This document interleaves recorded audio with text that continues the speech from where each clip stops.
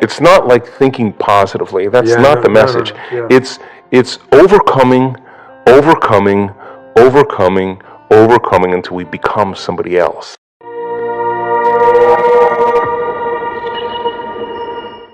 And when that occurs, and the person starts thinking differently, and they start acting differently, and they start feeling differently, they're a new personality, and they start seeing those synchronicities and serendipities. Now, crossing that river of change, the creative process now gets exciting, because what thoughts do you want to fire and wire in your brain? What kind of attention and intention do you want to place so that that becomes the loudest voice in your head? And if you keep practicing it, the hardware becomes a software program, and it'll say, Jay, you can do anything. Jay, you live in no time and accomplish everything. Jay, you're unlimited. You just got to hang with it. On the other side of this is greatness. Whatever you want to program in there, you get to program in there.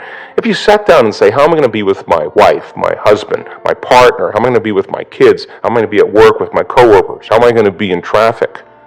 And you close your eyes and you begin to rehearse in your mind. If you're truly present, the brain does not know the difference between the real life experience and what you're imagining. So now the brain goes from a record of the past to a map to the future. Now you're installing the hardware. Keep practicing it. It becomes automatic. It becomes easier. Now it's a software program.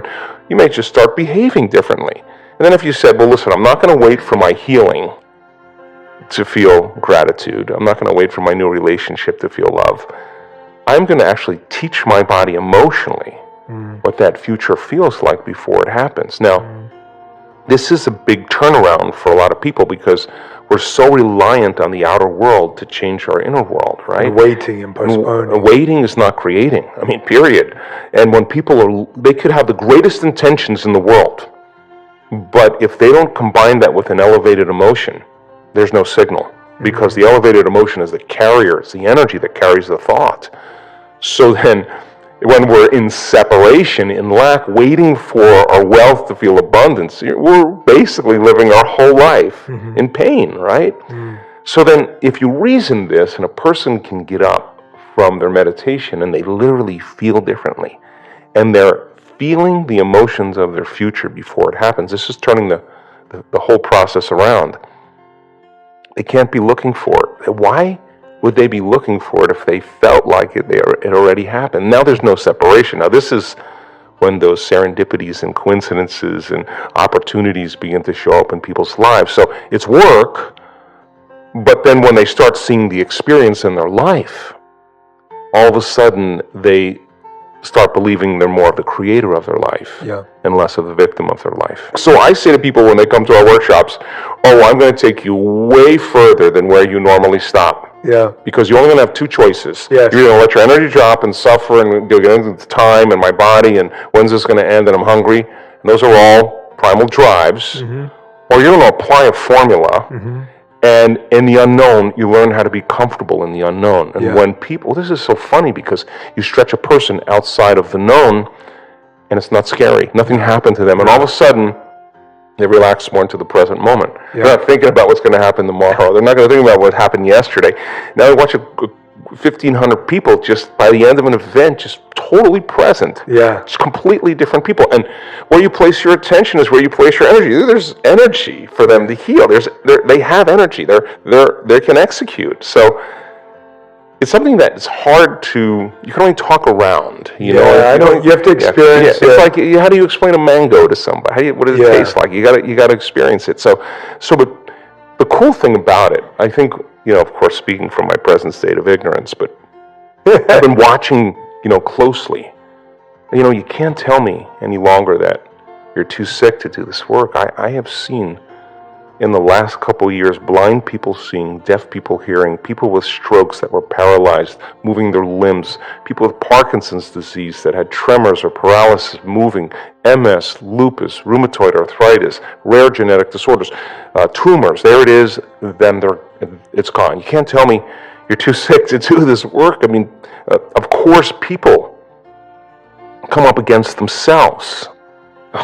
And when they come up against themselves, those sick people came up against their fear, like, you're going to die in 3 months. And they had every reason to not do the work, but they showed up in spite of their fear, and they overcame their fear a little bit more. There were people that had self-doubt, and their condition was getting worse, and their family was worried about them.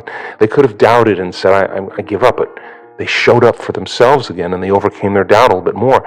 There were days that they were really feeling sick, and their body was really failing, and they could have said, I'm too sick to do this meditation. They did it sometimes 2 or 3 times a day because nothing else was working. Yeah. And they overcame their body. They could have said, I don't have enough time. I got kids, I got obligations, I got a job. They made the time to do it, and that was the overcoming process. You can't tell me that you're too out of shape. You can't tell me, you're too old. We have elders in this work. I can show you brain scans that are so elegant and so beautiful, and the arousal that they're having is ecstasy. It's coherence in the brain. So you can't even tell me that you never meditated before, because husbands who get dragged to our events by wives who are sitting there going, who is this guy? And they're listening to the science and it makes sense. And it comes down to the practical. They're just saying, I don't know, just tell me what to do. They follow the exact formulas. I think we're all faced with great opportunities brilliantly disguised as impossible situations. And in order, for me personally, and after looking through your book and reading a good portion of it, for me, there's no school of ancient wisdom that you need to go to be initiated. Your life is your initiation if you're paying attention. So we meet challenges in our life from a certain level of mind, right? A certain level of consciousness or unconsciousness. And even Einstein said we have to go to a greater level of consciousness than the consciousness that's created the problem. Well, what is consciousness? Consciousness is awareness. And awareness means possibilities that you haven't thought of before. So we confront problems or challenges in our life. And as a side note, I was having breakfast with a researcher just last week who's studying what happens when we perceive a condition in our environment as a problem, how it weakens the organism. They're measuring this. And when a person sees it as a challenge, how they draw energy, they raise the energy of their body back into order. So if we said, I want to be wealthy or I want to be healthy, well, what you want to be that because you're not it. So the initiation of going from not it here to it here, you're going to have to climb some steps, and there's going to be some blind spots. So you try it out and it doesn't work. Well, that's because there's a part of you that's still in a habit. There's part of you that's still unconscious. Okay, so what is it about myself in that circumstance that I am feeling about that circumstance, and that feeling is causing me to think about it? So you say, oh, it's impossible, they'll never change. I'll hire a hitman, I'll hire the mafia, I'll hire an attorney, I'll have my friend's friend to talk to him, and nothing changes, right? Well, you're not separate from that experience. You're involved in it, and how you think and how you feel broadcasts energy into the field. So your energy is the same every day, and as long as your energy is the same, nothing's going to change in your life either. And nobody changes until they change their energy. So then, what piece of knowledge, what piece of information, what would love do? What would greatness look like? Okay, I don't know. All right, well, certainly somebody in history has faced this problem. Don't get on Facebook and say, does anybody have any answers? Go look it up and study and read and learn. You'll own it. And you'll say, wow, that person that was wealthy, they failed 500 times. Yeah. Well, hell, I had the wrong view of wealth. Okay, then failure's not a thing. I got to overcome failure. Well, yeah, just climb the step. Yeah. Okay, I'm reacting to that circumstance with the same emotion. That emotion is firing the same thoughts. I'm broadcasting the same energy into the field. If I were facing that circumstance and situation again with that person, that circumstance, what do I learn from that circumstance? How could I do it differently the next time? Find out a solution and rehearse it. Install a circuitry so when you get in the circumstance, you're not going to respond in an automatic habituation. Yeah. Now you're at a greater level of consciousness. Now you're looking at possibilities that you weren't looking at before because you were unconscious. Now, that process of trial and error is so important in the spiritual path. How many times do we have to forget before we remember? And then we remember and we forget again. And it takes constantly remembering until we stop forgetting. And when we get to that point, now we're conscious. Now there's wisdom. And wisdom is the memory of the experience without the emotional charge. Now you're ready for the new adventure. So then people draw conclusions and say, oh, it's that person that ripped me off. It's that person that what? Now you don't create your reality? Oh, you only create your reality when things are good?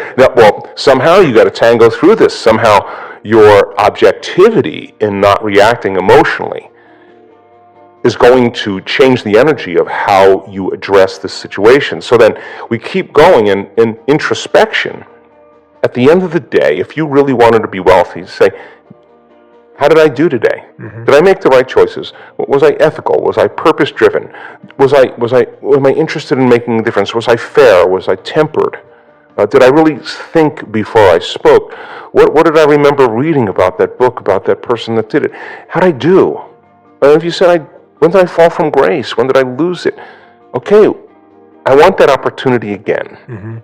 I want another shot at that, and I'm going in this way. What would love do in this situation? What would greatness do? And now you evolve your experience, and somehow there's a door, there's an opening, something shifts, something changes. And now, here we go, we climb another ladder, and then all of a sudden, there's another challenge. And then people who finally arrive at their abundance, they could care less if they're abundant. They're already knowing that they've earned the right for it. So there's sometimes a shortcut in the process if we really learn and we really get it. But the trial and error is so important because not only is the person earning the right to be wealthy, but they're earning the right to live in worthiness, worthy to receive.